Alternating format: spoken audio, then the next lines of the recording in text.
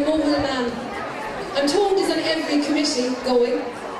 He's a bit of a late starter in the competition, but I watched him last week doing the brush dance marathon. I think he's a winner.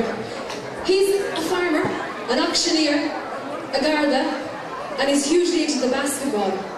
And he's got great support from the town here tonight. He's going to be accompanied by Moore-Heslin from Moore-Heslin. It's Mr. Francie McGowan.